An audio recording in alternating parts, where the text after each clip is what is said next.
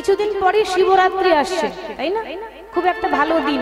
আমাদের হিন্দুদের তো 12 মাসে 13 পার্বণ লেগেই আছে, প্রতি মাসেই পুজো হবে, প্রত্যেকটা মাসে পুজো আছে, তাই না? হিন্দুদের 12 মাসে 13 পার্বণ কথাতেই আছে। তো শিবরাত্রি তিথিতে বাবা ভোলানাথের আমরা আরাধনা করি,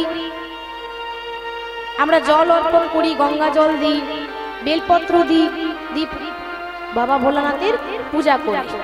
কিন্তু একটা কথা বলবো, শিবের পূজা করতে গেলে, ভোলানাথের পূজা করতে গেলে, যে কোনো দেবদেবীর পুজো করতে গেলে নিয়ম আছে, আগে নিজের গুরুজনের সেবা করো, তারপর ভগবানের সেবা। ঠিক তো মা? আমরা দেখবেন কলিযুগের ছেলে মেয়েরা বড় যত্ন করে বাবা শিবের মাথায় জল ঢালতে যায়, যায় না? প্রত্যেকটা ছেলে মেয়ে আমরা বাবা শিবের মাথায় জল ঢালতে যাই। তো আপনি একবার কেন, আপনি 100 বার যান। আমি একবারও আপনাকে জল ঢালতে নিষেধ করছি না, তিনি তো পরম বৈষ্ণব, তার মাথায় একবার নয় 100 বার জল ঢালুন। কিন্তু একটা কথা মনে রাখবেন মা, যে ছেলেরা এত কষ্ট করে বাবা শিবের মাথায় জল ঢালতে যায়, আজ পর্যন্ত সেই ছেলেরাই নিজের বাড়িতে ওই কল থেকে এক বালতি জল তুলে এনে নিজের বাবার মাথায় এক বালতি জল ঢেলে স্নান করিয়ে দিতে পারে না, সেই ছেলেরা যাচ্ছে বাবা ভোলানাথের মাথায় জল ঢালতে। হরি হরি বল। তাহলে আপনারা বিচার করুন যে ভোলানাথ সেই জলটা গ্রহণ করবেন না? বাবার বয়স হয়েছে, বাবা ভালো করে হাঁটতে পারে না, হাঁটু ব্যথা, কোমরে ব্যথা, কই নিজের বাবাকে তো এক বালতি জল ঢেলে স্নান করিয়ে দেয় না? যে বাবা গো, আমি যখন ছোট ছিলাম তুমি আমাকে কত সুন্দর খোকা বলে স্নান করিয়ে দিয়েছিলে, আজকে তোমার বয়স হয়েছে, আমি কেন স্নান করিয়ে দেবো না? ওই এরকম তো করে না। আজ যাচ্ছে বাবা ভোলানাথের মাথায় জল ঢালতে, কোনো লাভ হবে? এতটুকুও লাভ হবে না, আপনার যাওয়াই হবে আর আশাই হবে।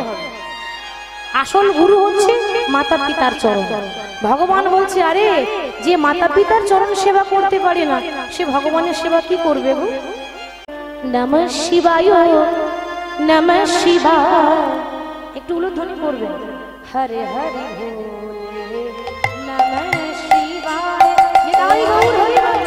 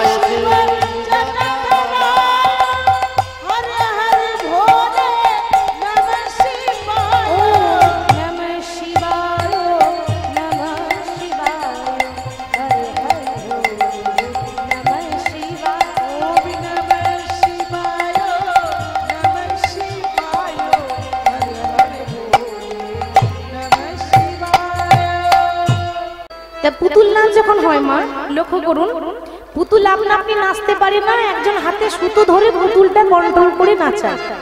এবার মাগো, পুতুল নাচ সবাই দেখতে পায়, কিন্তু যিনি নাচাচ্ছেন তাকে কেউ দেখতে পায় না। কেন না? তিনি আড়ালে আড়ালে বসে আছে, তাই না? ঠিক সেরকম আমি, আপনি, আমরা সবাই ভগবানের হাতের পুতুল। ভগবান যেমন নাচাচ্ছেন আমরা তেমনই নেচে যাই। বাবা, ভগবানের ইচ্ছা ছাড়া গাছের একটা পাতা পর্যন্ত নড়ে না, আর আমরা মনে মনে করি বা মনে মনে ভাবি যে আমরাই সব কিছু করছি। আমরা বলার কে আর আমরা করার কে? ভগবান যদি না বলান তাহলে আমি তার কথা বলতে পারবো? কি সাধ্য আছে আমার বাবা? বলবো বললেও তো বলা হয় না, সবই যে গোবিন্দের কৃপা। হরি বল। তাহলে ভগবানের খেলা আমরা কেউ বুঝতে পারি না। আরে ভগবানের খেলা স্বয়ং দেবদেবীরা বুঝতে পারে না, তাহলে আমরা কি করে বুঝবো মা? আমরা সাধারণ মানুষ, আমাদের চলার পথে ভুল হয়ে যায়, আমাদের কথা বলার পথে ভুল হয়ে যায়। স্বয়ং দেবদেবীরা ভগবানের লীলা বুঝতে পারে না, তার প্রমাণ আছে রামায়ণ। ছোট করে প্রমাণটা দিই, তাহলে বুঝতে আমাদের সুবিধা হবে। বলবো? আচ্ছা, আপনারা অনুমতি দেন তাহলে বলবো। এবার হয়েছে কি, ভগবানের লীলা যে দেবদেবীরাও চিনতে পারে না, তার প্রমাণ রামায়ণ। কি করে? একদিন কৈলাসে বসে বসে ভোলানাথ মহেশ্বর অর্থাৎ শিবের চোখ দিয়ে আপনা আপনি জল পড়ছে। শিবের চোখ দিয়ে যখন আপনা আপনি জল পড়ছে, পাশেই বসেছিল দেবী দুর্গা। দুর্গা বলে উঠল, স্বামী কি হয়েছে তোমার? এই তো একটু আগে তুমি বেশ তো আমার সঙ্গে কথা বলছিলে, এখন তোমার চোখ দিয়ে জল পড়ছে কেন? ভোলানাথ বললেন, পার্বতী, আমার চোখ দিয়ে জল পড়ছে কেন জানো? আমার দুঃখে নয়। আজ পর্যন্ত আমার জীবনে কোনো দুঃখই নেই। যে ভগবানের নাম করে তার আবার দুঃখ কিসের? আমার তো দুঃখ নেই, কিন্তু আমি কাঁদছি আমার জন্য নয়, আমি কাঁদছি আমার গুরুদেবের জন্য। গুরুদেব? তা তোমার আবার গুরু আছে নাকি? দেবী দুর্গা বলছে ভোলানাথকে, শিবকে, যে স্বামী তোমার আবার গুরু আছে নাকি? বাবা, গুরু সবারই আছে, তাই না? দেখুন, শিবকে সবাই বাবা বলি, তো বাবারও তো বাবা আছে, বাবারও বাবা থাকে। বাবা শিব যদি আমাদের বাবা হয়, তো শিবের বাবাকে, শিবের গুরু হচ্ছে রাম। আর যেই রাম সেই নারায়ণ, সেই কৃষ্ণ। আলাদা নয়, মানুষটা একটাই। যুগে যুগে নামটা আলাদা হয়েছে, মানুষটা একটাই। সত্য যুগে নারায়ণ, ত্রেতা যুগে রাম, দাপরে কৃষ্ণ, কলিযুগে শ্রীকৃষ্ণ চৈতন্য মহাপ্রভু। আমরা ভাবি তাহলে রাম আলাদা আর কৃষ্ণ আলাদা আর মহাপ্রভু আলাদা। এটা আমাদের ভুল। একটাই মানুষ, অবতার নিচ্ছে যুগে যুগে। আমি আমার গুরুদেব রামের জন্য কাঁদছি কেন? না, তার কারণ ওই যে রাবণ সীতাকে হরণ করে নিয়ে গেছে, আর রাবণ মা সীতাকে হরণ করে নিয়ে গেছে বলে আমার প্রভু রামচন্দ্র মা সীতার জন্য বিলাপ করছে, মানে কাঁদছে। দেবী দুর্গা বলছে, দেখো স্বামী, তুমি রামকে ভগবান বলতে পারো, কিন্তু আমি রামকে ভগবান বলে মানি না। কেন মানো না? কারণটা বলবে তো। কেন মানি না জানো? আরে রাম যদি ভগবান হবে, তাহলে সে কি জানে না যে তার সীতা কোথায় আছে? কি বাবা জানে না? জানে না? আমরা তো আমাদের মতো তো মানুষ নয় যে হারিয়ে গেল, খুঁজে বেড়াচ্ছে, কি জানি কোথায় চলে গেল। রাম তো ভগবান ছিল নাকি? তো রাম ভালো করে জানে যে আমার সীতাকে রাবণ হরণ করে নিয়ে গেছে, কিন্তু জেনেও অজানা। জেনেও অজানা। আজকে অজানার মতো সীতা সীতা করে বিলাপ করছে, খুঁজছে। দুর্গা, তুমি ওই প্রভুর লীলা বুঝতে পারবে না গো, ওটা এখন লীলা চলছে তো। কিন্তু মা দুর্গা বলছে, না, আমি রামকে ভগবান বলে মানি না। আর রাম যদি ভগবান হয়, তাহলে আমি নিজে যাব পরীক্ষা করতে, দেখবো রাম ভগবান কিনা। কি করেছে মা? না, মা দুর্গা মা সীতার মতো শাড়ি পরেছে, মা সীতার মতো ঘোমটা নিয়েছে। হ্যাঁ গো, তা কেউ কারোর মতো শাড়ি পরলে আর কেউ কারোর মতো সাজলেই কি তার মতো হয়? এটা ভুল না? এক একজন এক এক রকম হবে, কেউ কারোর মতো সাজলে তার মতো হতেই পারে না। তো দেবী দুর্গা মা সীতার মতো শাড়ি পরেছে, মা সীতার মতো ঘোমটা নিয়েছে, দিয়ে বাবা নকল সীতা সেজে রামের সামনে গিয়ে দাঁড়িয়েছে পরীক্ষা করতে, দেখি চিনতে পারে কিনা। যদি চিনে ফেলে তাহলে জানবো ভগবান, আর যদি চিনতে না পারে তাহলে জানবো ভগবান নয়, মানুষ। এবার রামের সামনে এসে বলছে, প্রভু প্রভু, কার জন্য কাঁদছো? আমার জন্য? এই তো তোমার জানকী। মাগো, সীতার আর এক নাম ছিল বাবা জানকী, তাই না? তো এই তো তোমার জানকী, আমার জন্য কাঁদছো না? না, কেন না, এই তো আমি এসেছি। ভগবান মৃদু মৃদু হাসতে হাসতে এসে বলছে, মা। বলি, ও মা জানকী, কোথায় আমার সীতা? জানকী, হরি বল, বুঝতে পারলেন? ও মা জানকী, বলি কোথায় আমার সীতা? জানকী, অর্থাৎ আমার সীতা কোথায় আছে তুমি জানো কি? আর যেই নে এমন কথা বলেছে, মা দুর্গা লজ্জায় পড়ে গেছে। প্রভু, তুমি আমাকে কি করে চিনলে? আমি তো ঘোমটা নিয়ে আছি, এখনো তুমি আমার মুখটাই ভালো করে দেখলে না, আর তুমি আমাকে চিনলে কি করে? ভগবান বলছে, মা গো, মা গো, তুমি সীতার মতো শাড়ি পরেছো, সীতার মতো ঘোমটা নিয়েছো, কিন্তু তুমি হলে দুর্গা, ত্রিনয়নী দুর্গা, তোমার কপালে যে চোখটা আছে সেই চোখটা তো তুমি লোকাতে পারলে না। নিতাই গৌর হরি হরি। কি গো, দুর্গার তিনটে চোখ না, তোমার কপালে চোখটা তো তুমি লুকিয়ে আসতে পারলে না মা। আর তাছাড়া আমি সবার মনের কথা জানি। তুমি কি ভেবেছো আমি জানি না যে আমার সীতা কোথায় আছে? আমি পারলে এই মুহূর্তে সীতাকে নিয়ে আসতে পারি রাবণের কাছে, কিন্তু এটা আমার লীলা, আমি এখন যাবো না। আমি জেনেও অজানা সাজছি, আর তুমি সেই লীলার মাঝে এসে বাধা দিয়েছো মা। মা দুর্গা বলছে, প্রভু আমার ভুল হয়ে গেছে, আমি তোমায় চিনতে পারি না, আমি তোমায় চিনতে পারি না, আমি তোমায় চিনতে পারি না, আমি তোমায় চিনতে পারি না। প্রভু অহংকারে মত্ত হয়ে তোমায় চিনতে পারি না, আমি অহংকারে মত্ত হয়ে তোমায় চিনতে পারি না, অহংকারে মত্ত হয়ে তোমায় চিনতে পারি না, আমি অহংকারে মত্ত হয়ে তোমায় চিনতে পারি না। প্রভু, আমার একটা অহংকার ছিল যে তুমি ভগবান নও, কিন্তু আমার অহংকারটা চূর্ণ হয়ে গেছে, আমি তোমাকে চিনতে পারিনি, প্রভু আমায় ক্ষমা করে দাও। আর প্রভু, আমি যখন চলেই এসেছি, আমি যখন চলে এসেছি তখন আমাকে একটা আশীর্বাদ দাও, আমি যেন তোমাদের লীলা নিজের চোখে দেখতে পারি। রাম বলছি, মা এ জন্মে হবে না, এ জন্মে আমি রামচন্দ্র, এর পরজন্মে রাম যখন দাপর যুগে কৃষ্ণ হবে, রাধারানীকে নিয়ে যখন লীলা করবে, এই রাধা কৃষ্ণের মাঝখানের প্রেমের লীলায় তুমি হবে মাঝখানের ঘটকদার, নাম হবে বুড়ি মা। আমরা বলি না বড়াই বুড়ি, রাধা কৃষ্ণের লীলার মাঝখানে ঘটকদার। বাবা জমি জায়গা কেনা বেচা বলুন ঘটক চাই, চাই না? আবার বিয়ের পাত্র পাত্রী সম্বন্ধ বলুন ঘটক চাই, ঘটক না হলে ওরকম হবে না।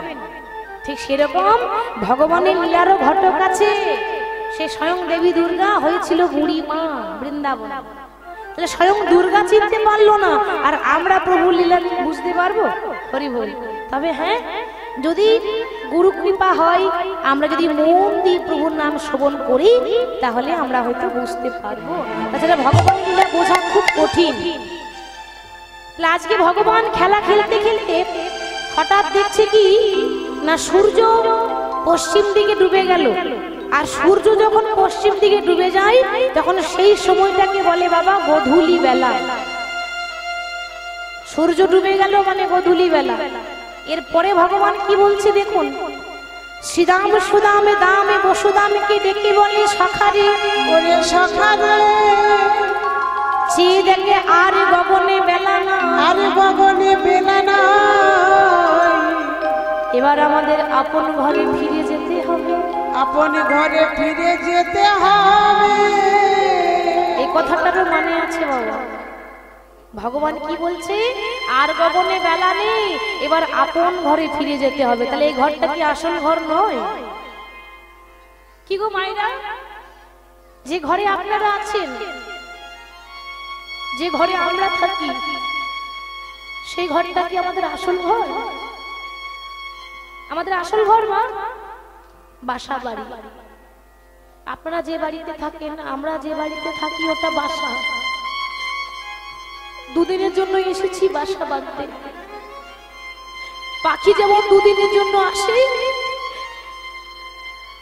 মনের সুখে বাসা ঘরে থেকে আবার উড়ে চলে যায়, আমরা এসেছি দুদিনের জন্য বাসা বাঁধতে। এ জগতে কেউ কারো নয়, মা বাবা ছেলে মেয়ে ভাই বন্ধু বান্ধবী কেউ কারো নয়। কেন? দুদিনের পরিচয়। সংসার মঞ্চে অভিনয় করতে এসেছি। একটা সিনেমা যখন চলে, তো সিনেমায় নায়ক থাকে, নায়িকা থাকে, ভিলেন থাকে, মা থাকে, বাবা থাকে। আমরা মনে করি ওরা সবাই আপন, কিন্তু না। অভিনয় যখন শেষ হয়ে যায়, তখন নায়ক নায়িকাকে চেনে না। কেন? ততক্ষণ শুধু অভিনয় চলছিল, এরপর কেউ কাকে চিনি না। আমি তোমাকে চিনি না, তুমি আমাকে চেনো না। এটা সিনেমা জগতে যেমন হয়, আমরা এসেছি সংসার মঞ্চে অভিনয় করতে। যতদিন আমার অভিনয় থাকবে, আমি সবার সঙ্গে মা বাবা ভাই বন্ধুর সঙ্গে অভিনয় করব। আমার অভিনয় যখন শেষ হয়ে যাবে, তখন কোথায় যাব? আসল বাড়ি, সেটা হচ্ছে গোবিন্দের চরণ। যেদিন আপনার জীবনের শেষ বিয়ে হবে মা, সেদিন সবাই খাবে বিয়ের খাবার, কিন্তু আপনি খেতে পাবেন না। তাই তো মা, আমার আপনার যখন শেষ বিয়ে হবে তো সেই বিয়েতে সবাই খাবে বিয়ের খাবার, আপনি খেতে পাবেন না। আর আপনার বিয়ের বরযাত্রী হবে আপনার ছেলে মেয়েরা। বলো হরি, বলো হরি, বলো হরি। যে বিয়ে হলে পরে কেউ আর আসে না ফিরে, ওটা সবারই হবে, আমারও হবে, আপনারও হবে। তা ভগবান বলছে ভক্ত মোর প্রস্তুত হয়ে থাকো, রেডি হয়ে থাকো। কেন? কার কখন বাঁশি বেজে যাবে বলা যাবে না, ঠিক তো মা? নিঃশ্বাসে বিশ্বাস আছে, আপনারাই বলুন। কত সুন্দর সুস্থ ভাবে বসে আছেন, আমি চাই না যে কেউ অসুস্থ হয়ে যায়, কিন্তু বাবা ঈশ্বরের কাছে কামনা করি সবাই ভালো থাকুন। কিন্তু কোনো গ্যারেন্টি আছে কি যে এখন সুস্থ আছি 5 মিনিট পর ভালো থাকবো? এই গ্যারেন্টিটা আপনি নিতে পারবেন? এখন আছি, আজ আছি, কালকে নাও থাকতে পারে, বলা যায় না কখন ভগবানের ডাক চলে আসবে আর কে যে কখন চলে যাবে এটা বলা যাবে না। তাই ভগবান বলছে সখারে আর তো খেলা খেললে হবে না, গগনে আর বেলা নেই, আমাদেরও বেলা আস্তে আস্তে গড়িয়ে যাচ্ছে, আর গগনে বেলা নেই, এবার আপন ঘরে ফিরে চলো। আমার জীবনে নদীর নাইয়া রে,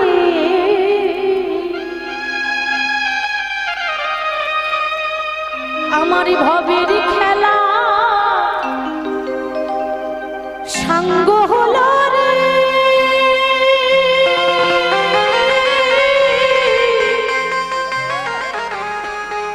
সেদিন দিও পার করে আমার জীবন নদীর না,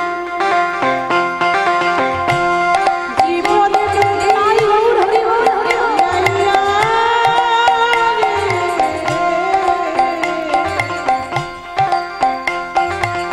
আমার ভবের খেলা সাঙ্গ হলো রে, দিও পার করিয়া আমার জীবন এত কষ্ট করে এত রাত্রে যখন ঘর সংসার ছেড়ে এখানে বসেছেন মা, একটু হাত জোর করে তার কাছে প্রার্থনা করুন যে প্রভু একদিন আমাদেরকেও তো নদীটা পেরোতে হবে বাবা, ভব নদী, সেদিন যদি পার হতে না পারি প্রভু তোমার কাছে একটাই প্রার্থনা, সে শেষের দিনে তুমি নিজে এসে আমার হাতটা ধরে যেন একটু পার করে দিও। আমার জীবনে নদী নাইয়া রে, আমার ভবের খেলা সাঙ্গ হলো রে,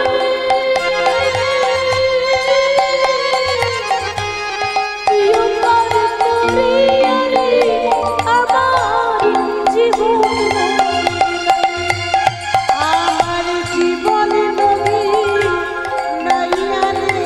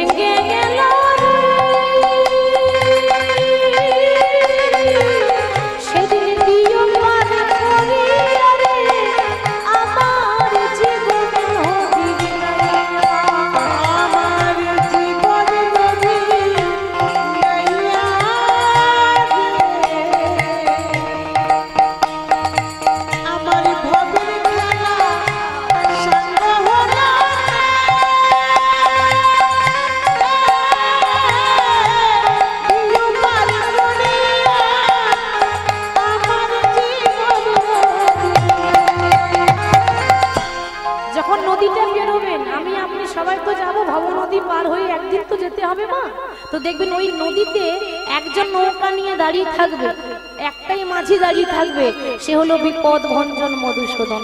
সেই আমাদের হাতে ধরে পার করে দেবে। আর তো কোনো মাঝি নেই, সেই একমাত্র কান্ডারি আছে মা। তো ভগবান বলছে সখারে অনেক খেলা খেললাম, আর নয়, এবার আপন ঘরে ফিরে চলো। নাচতে নাচতে যখন আপন ঘরে ফিরে যাচ্ছে, মানে ঘর যখন যাচ্ছে, ঠিক সেই সময়ে মা ওই রাস্তাতেই শ্রীমতী রাধারানী সখীদেরকে সঙ্গে নিয়ে যমুনাতে জল আনতে যাচ্ছে। এখন যেতে যেতে পথে হলো দেখা, দূর থেকে গোবিন্দের সঙ্গে দেখা হয়েছে, কিন্তু মাগো দুঃখের কথা যে দেখা হলো কিন্তু কথা হলো না। কি করে কথা বলবে? ভগবানের ইচ্ছা হচ্ছে যে আমি আমার ভক্ত রায় কিশোরীর সঙ্গে অন্তত দুটো কথা বলবো, কিন্তু বলবে কি করে? ও মা, বলার উপায় নেই। কেন জানেন? সঙ্গে দাদা বলাই আছে। দাদা বলাই আছে, সঙ্গে দাদা আছে।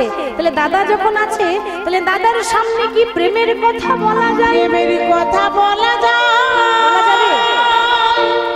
আপনারা বলবেন কেন মা, এখন তো সবাই সবার সামনে সব কথা বলে, তাহলে ভগবান কেন বললো না? ভগবান এখানে আরেকটা শিক্ষা দিয়ে গেল বাবা, যে শাস্ত্র বলছে জ্যেষ্ঠ ভ্রাতা পিতৃতুল্য। আপনার পরিবারে যে বড়দা আছে, এই দাদা মানে বাবার সমান। তাহলে বড় দাদা মানে যদি বাবার সমান হয়, তো তার সামনে তো আর এমন কিছু কথা বলা যাবে না বাবা, তাকে একটু সম্মান দিতে হবে। তাই দাদা দাঁড়িয়ে আছে বলে ভগবান দেখছে না কথা বলা যাবে না, কিন্তু কথা বলা নাই বা গেল কি গো মায়েরা? ইশারা তো করা যায় নাকি? ইশারা তো করা যায়, ইশারা করতে তোর ক্ষতি নেই। ইশারা বোঝেন? বোঝেন? কি করে জানবেন এখন কে কাকে কি ইশারা করছে? ইশারা তো চোখে চোখে হয়, তাই না? ও তো কোনো কথা নেই, শুধু চোখে চোখে ইশারা। কিন্তু বাবা চোখেরও ভাষা আছে, সবাই বুঝতে পারে, চোখও কথা বলে। গোবিন্দের চোখ কথা বলছে, মুখটা বন্ধ আছে, ইশারা করে বলছে রাধে আজকে যখন তোমার সঙ্গে দেখা হলো ভালোই হলো, আমি তো ওই পথে যাচ্ছিলাম, তো আজকে রাত 12টার সময় আমি তোমার কাছে আসবো, তুমি আমার জন্য অপেক্ষা করো, আর তুমি আমার জন্য কুঞ্জ সাজিয়ে রেখে দিও। কেশর কুঞ্জ সাজিয়ে রাখতে বলছে, আর কেশর কুঞ্জ সাজিয়ে রেখো বলে গোবিন্দ চলে গেলেন। আর ঠিক সময় যখন হয়েছে, সেই সময় সময় রাধারানী কি করেছে? বৃন্দাবনে যত ফুল ছিল সবকিছু তুলে এনে সখীদেরকে ডাকছে, আসুন আমরা কেমন করে সাজাচ্ছি আমরাও দেখি। সখী মনে চাই প্রাণে চাই, মনে চাই প্রাণে চাই, সবাই হাত তুলে আহা দিলে চাই জানে গো, সবাই গাইবেন আমার সঙ্গে, কেমন? সখী গো তোমরা কুঞ্জ সাজাও গো, আজ আমার প্রাণনাথ আহা তোমরা পুরো ধ্বনি জোর করে হরে হরে, আজ আমার প্রাণনাথ আসিবে, তোমরা কুঞ্জ সাজাও গো, আজ আমার প্রাণনাথ আসিতে পারে। আজ আমার প্রাণনাথ আসিতে পারে।